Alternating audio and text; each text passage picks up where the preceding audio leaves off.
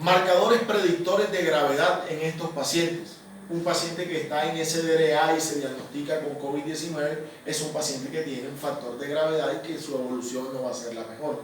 La presencia de comorbilidades, lo que hablamos de individuos hipertensos, diabéticos, estos individuos van a ser susceptibles o van a tener susceptibilidad a un peor pronóstico.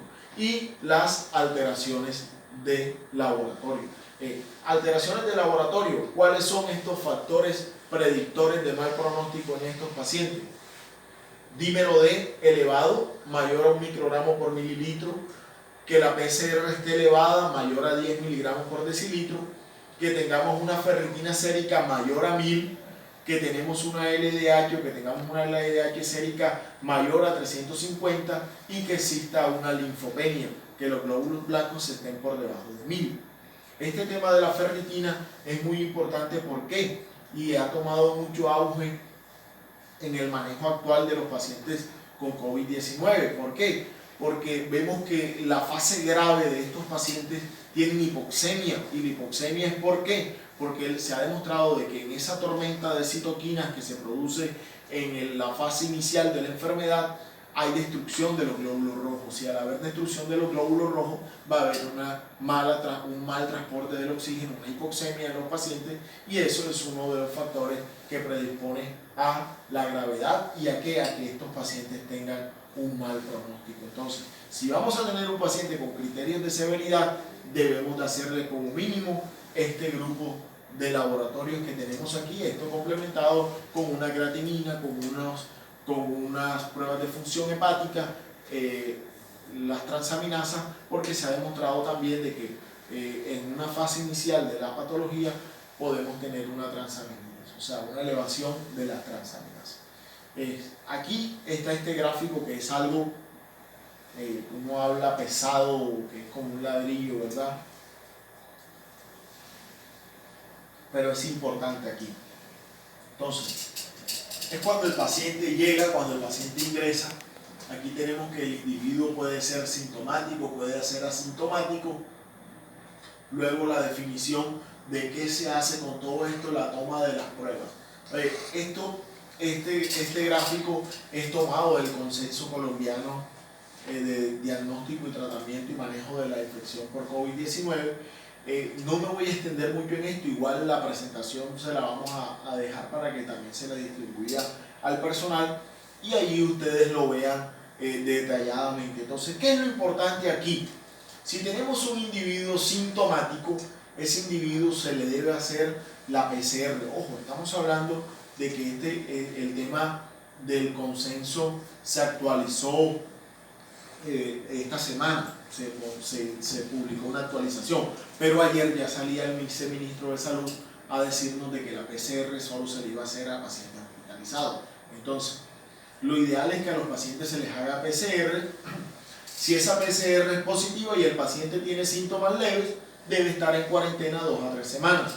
Pero si el paciente es positivo y tiene síntomas moderados a severos, este paciente debe estar 28 días en cuarentena para luego sí hacer el regreso a la comunidad. Y esto va a ir dependiendo de la severidad de lo que tengan estos pacientes para luego ya determinar si va al hospital o se queda en la casa.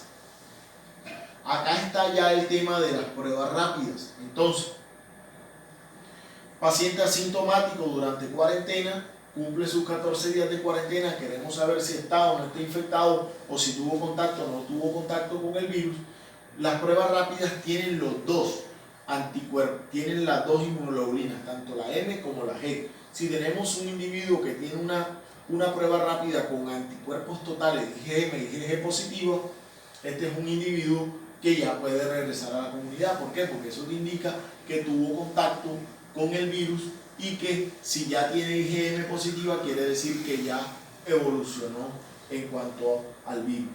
Entonces, si la prueba rápida IgM IgG es negativa, probable no contacto, regresar a la comunidad y mantener las medidas de prevención.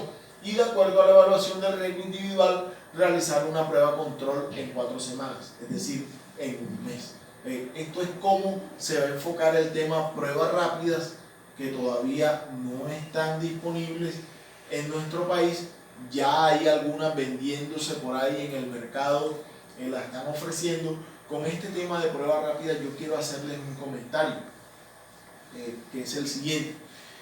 Inclusive la están ofreciendo, a mí me han llegado, me llaman, ven, ¿qué opinas tú de esto? En fin, mucha gente pescando en medio de esta crisis, haciendo negocios, en fin, yo lo llamo mercaderes de la muerte, ¿viste? Entonces ven, pon el dedito y pones allí la sangre y listo, ahí está. Entonces, ¿cuál es la importancia de estas pruebas rápidas?